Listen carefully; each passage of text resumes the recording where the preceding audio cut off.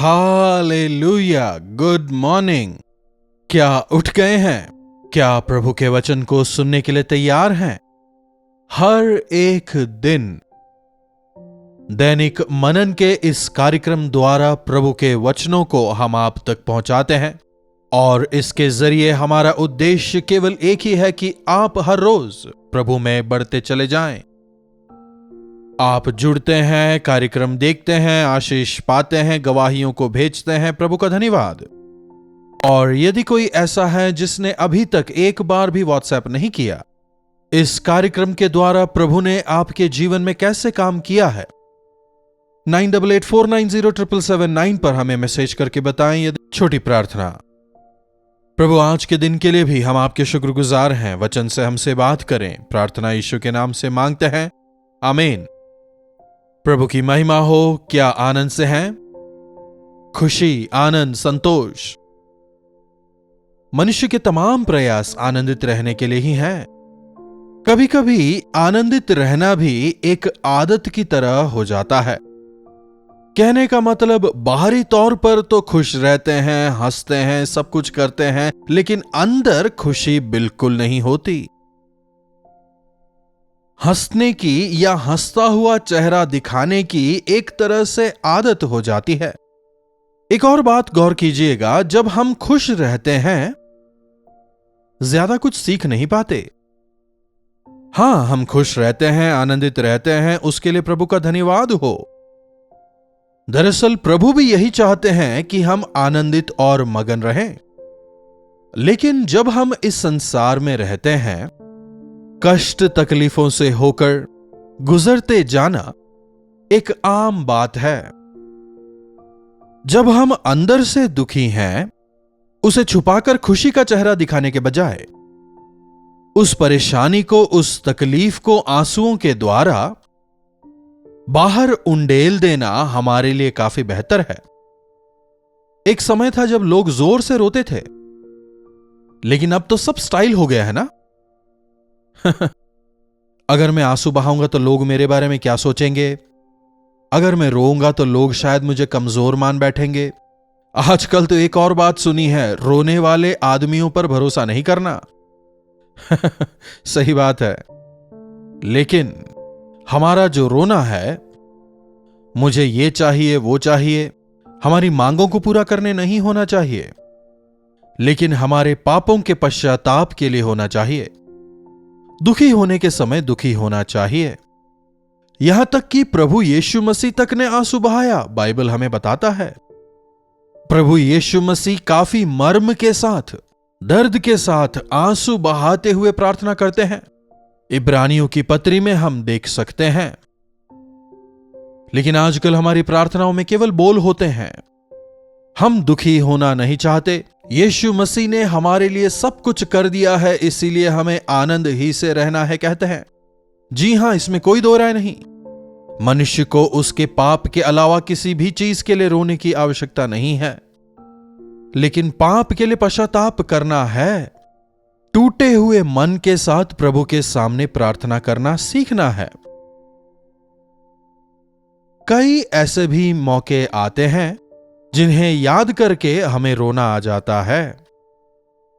जब हम किसी को खो देते हैं, जब अपने किसी प्रियजन की मृत्यु के विषय हम सुनते हैं, काफी दृढ़ इंसान भी रोने लगते हैं। आंसू बहा बहाकर जोर से रोने लगते हैं।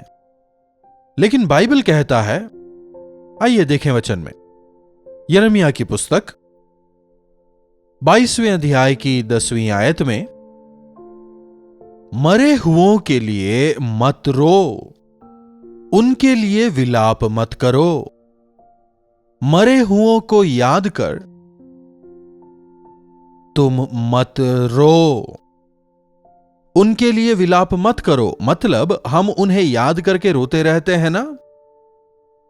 थिस्सलुनीकियों को लिखी गई पत्री में पौलुस उनसे इस प्रकार कहता है, प्रभु में सोए हुए लोगों को याद कर तुम आंसू नहीं बहाना, क्योंकि वे सो रहे हैं। एक दिन हम दोबारा उनसे मिलेंगे और सदा उनके साथ रहेंगे। हम कितना भी आंसू बहा लें, मृत व्यक्ति वापस नहीं आएगा। कुछ लोग मरे हुओं को याद करके, अपनी परेशानियों को याद करके, दर्द को याद करके, तकलीफ को याद करके, कष्ट को याद करके, कुछ लोग हमेशा रोते रहते हैं। ऐसा हमें नहीं करना चाहिए। यह एक शारीरिक दुख है। ऐसा जो दुख होता है हमें डिप्रेशन में ले जाता है। इसीलिए प्रभु यीशु मसीह के विश्वासियों को अनावश्यक बातों को याद करके दुख नहीं मनाना चाहिए। मरे हुओं के लिए मत रो, उन्हें याद कर विलाप मत करो। क्या जो आपने खो दिया रोएंगे तो वापस मिल जाएगा? गुजरा समय वापस नहीं आने वाला। लेकिन जो अब तक नहीं मरे हैं उनके बारे में आप सोचें।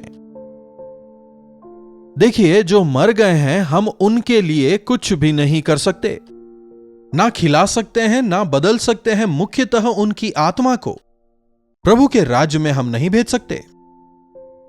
कई लोग पास्टरों को मरने के बाद ही बुलाते हैं।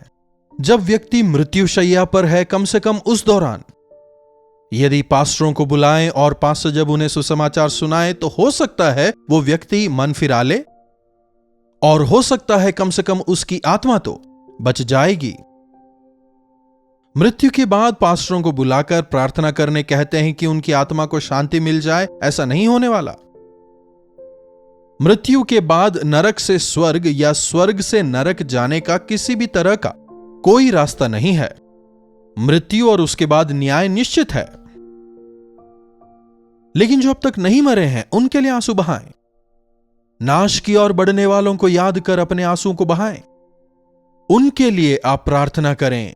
प्रभु के दास जॉर्ज मैटफिल कहते हैं, क्योंकि आप लोगों को आपके पापों का एहसास नहीं हो रहा, क्योंकि आप अपने पापों से पश्चाताप नहीं कर रहे, क्योंकि आप अपने पापों के लिए आंसू नहीं बहा रहे, इसीलिए मैं आपके लिए आंसू बहाता हूं और आंसू बहा बहा कर प्रचार करता हूं, अपने आप के लिए नहीं लेकिन आपके लिए।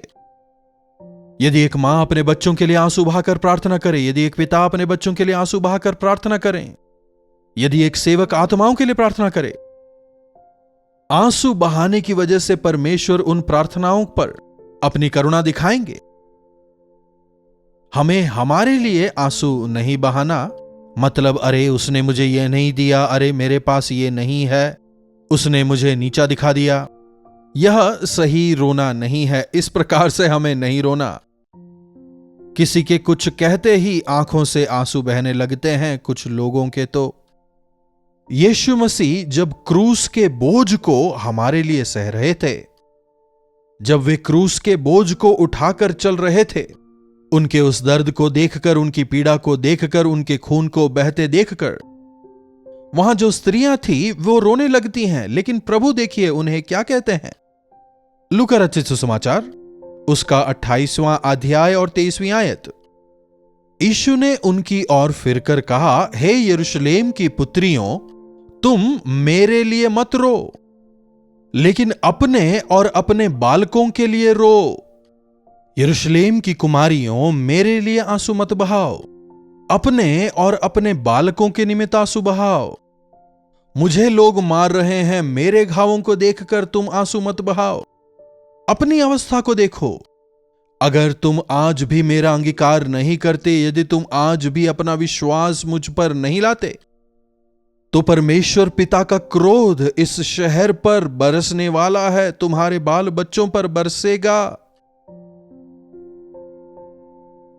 यह शहर ढा दिया जाएगा, यह शहर नेस्ते नाबूद कर दिया जाएगा। यीशु मसीह ने कहा था ना, जिस प्रकार मुर्गी अपने बच्चों को अपने पंखों तले छुपाती है, यदि तुमने सुरक्षा ना ली, यदि पिता के पंखों तले तुम नहीं आए, आपके पापों का प्रतिफल आपको ना भुगतना पड़े, इसलिए पश्चाताप करें। पौलुस कहता है, प्रभु की इच्छा के अनुसार का दुख उद्धार के लिए पश्चाताप को पैदा करता है, लेकिन शारीरिक दुख मृत्यु ही को उत्पन्न करता है।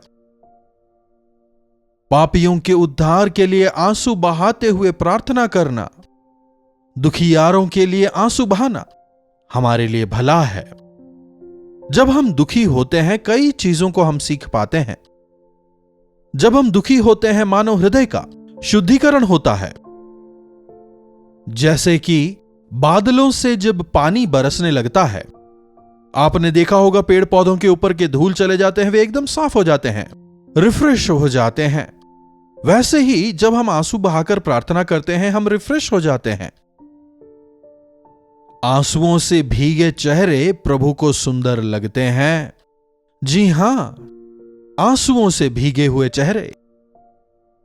जब हम रोते हुए अपने पापों से पश्चाताप करते हैं, हम शुद्ध किए जाते हैं। हम अनेक पाठों को सीखते हैं। क्या आपने कभी आंसू बहाकर प्रार्थना किया है? क्या किसी ने आपको नीचा दिखाया इसलिए रोते हैं, या प्रभु के सामने आप रोते हैं?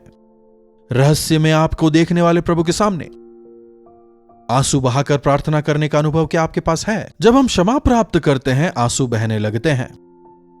कृतज्ञ होकर हम आंसू बहाने लगते हैं। दिल का और आंसुओं का काफी करीबी संबंध है।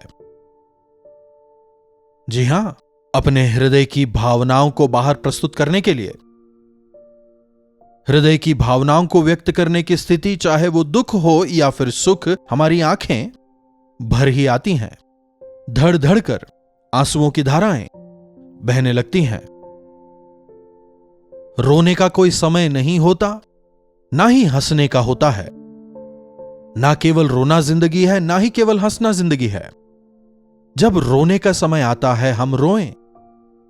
आनंद मनाने के समय आनंद मनाएं। याकूब अपनी पत्री में कहता है, आइए एक बार हम याकूब की पत्री पर चलें। याकूब की पत्री, उसका 4 अध्याय, 9वीं आयत, 8वें आयत से पढ़ते हैं। परमेश्वर के निकट आओ तो वे भी तुम्हारे निकट आएंगे। हे पापियों, अपने हाथ को शुद्ध करो। हे दुचिते लोगों, अपने हृदय को पवित्र करो। दुखी हो और शोक करो और रो। क्या लिखा है? दुखी हो और शोक करो और रो। तुम्हारी हंसी शोक में और तुम्हारा आनंद उदासी में बदल जाए। प्रभु के सामने दीन बनो, तब वे तुमको शिरोमणि बनाएंगे। जब आप नम्र और दीन होकर अपने पापों से पश्चाताप करते हैं, जब प्रभु के सामने आप अपने आप को छोटा करते हैं, प्रभु आपको उठाएंगे। आइए, क्यों ना हम अपनी गलतियों के लिए विलाप करें, किए हुए गुनाहों से मुंह फेरें, किए हुए पापों के लिए माफी मांगें। उतना ही नहीं, मन फिराकर टूटे हुए मन के साथ प्रभु के सामने जाकर अपने पापों के अंगीकार करें, उससे पश्चाताप करें। पुराने नियम में यदि हम देखें तो वे राख पर बैठकर विलाप किया करते थे। हमें राख पर बैठकर विलाप करने की आवश्यकता नहीं है, लेकिन टूटे हुए मन के साथ प्रभु के सामने जाना आवश्यक है। उतना ही नहीं, जो मर गए हैं उन्हें लेकर, कई सारे लोग एक्सीडेंट्स वगैरह में मर जाते हैं। अचानक आई मृत्यु की वजह से हम शोकाकुल होते हैं, लेकिन हमेशा उसे याद कर रोते रहना अच्छा नहीं। कई सारे एक्सीडेंट्स की वजह से, बीमारियों की वजह से पूरे संसार में कई सारे लोग मर जाते हैं। इनमें से कईयों ने प्रभु को जाना होगा, लेकिन कईयों ने प्रभु को जाने बिना ही प्राणों को त्याग दिया होगा। एक भी आत्मा नरक ना जाने पाए। मृत्यु तो सबकी निश्चित है, लेकिन मृत्यु के बाद वे स्वर्ग राज्य जाने पाए। ऐसे तमाम बातों को याद करके हमें प्रार्थना करना चाहिए। उस स्वर्ग राज्य पहुंचाने के लिए ही यीशु ने अपने प्राणों का बलिदान दिया। मृत्यु पर मृत्युंजय होकर हमें मृत्यु से उन्होंने छुड़ाया है। अनंत मृत्यु के डंक से उन्होंने हमें बचाया है। हर रोज अपने पापों से पश्चाताप करने को अपनी आदत बनाएं। जो लोग शोकित हैं, दुख मना रहे हैं, उनके साथ में दुख मनाएं। जो आनंद मना रहे हैं, बर्थडे पार्टीज कर रहे हैं, उनके साथ में जाके आनंद मनाने से ज्यादा बेहतर होगा जो लोग दुख में हैं, उनके साथ में आप दुख मनाएं। क्यों ना आज एक बार फिर से सुने गए वचन के आधार पर हम अपने आप को प्रभु के हाथों में सौंपें। अपने आप को जांचते हुए, अपने आप को परखते हुए परमेश्वर के सामने जैसे हम हैं, अपने आप को प्रभु के हाथों में सौंपें। अपने जीवन में जिन जिन क्षेत्रों में हम गिर गए हैं उन्हें समझें, अपनी गलतियों को मानकर उनसे पश्चाताप करें, मुंह फेरें। उतना ही नहीं, जिस प्रकार यिर्मयाह भविष्यवक्ता को विलाप का भविष्यवक्ता कहा जाता है, क्योंकि उसने उन तमाम लोगों के लिए, समस्त प्रजा के लिए उसने विलाप किया, रोया और प्रार्थना किया, उसी प्रकार क्यों ना हम भी उन तमाम लोगों के लिए विलाप करें जो नाश की ओर, अनंत मृत्यु की ओर बढ़ते जा रहे हैं। यिर्मयाह जैसा हृदय प्रभु सबको दें। प्रार्थना। महापवित्र पिता परमेश्वर, प्रभु आपके इस वचन द्वारा आपने हमसे बात किया है, हम आपके शुक्रगुजार हैं। प्रभु होने दे कि हम में से प्रत्येक इस वचन के अनुसार यिर्मयाह के समान एक विलाप करने वाले, जो नाश की ओर बढ़ रहे हैं उनके लिए आंसू बहाने वाले, अपने आप के लिए, अपने संतानों के लिए, उन तमाम के लिए जो जरूरतमंद हैं, हम आंसू बहाने वाले हो जाएं। प्रभु यदि हमारे अंदर कुछ ऐसी चीजें हैं जो आपको नहीं भाती हैं, उनसे दूर होकर आपके और अधिक करीबी में बढ़ने का अनुग्रह हमें दें। प्रभु एक नया बोझ, नाश होने वाली आत्माओं के लिए एक बोझ, प्रभु उनके लिए विलाप करने का, गिड़गिड़ाने का मन आप हम में से प्रत्येक को दें। प्रभु यिर्मयाह के जैसा हृदय हमें अनुग्रहित करें। प्रभु प्रार्थना यीशु के नाम से मांगते हैं, आमीन। अब हमारे पिता परमेश्वर का प्रेम, प्रभु यीशु मसीह का अनुग्रह, पवित्र आत्मा की संगति और सहभागिता हम में से प्रत्येक के साथ आज, कल और सर्वदा बनी रहे। आमीन। प्रभु की महिमा हो। अपने प्रार्थना विषयों को आप 9884907779 पर भेज सकते हैं। हम अवश्य आपसे सुनना चाहेंगे। प्रभु आप सबों को आशीष दें। कलवरी दर्शन, ये है प्रेम के दर्शन, यीशु प्रेम के दर्शन।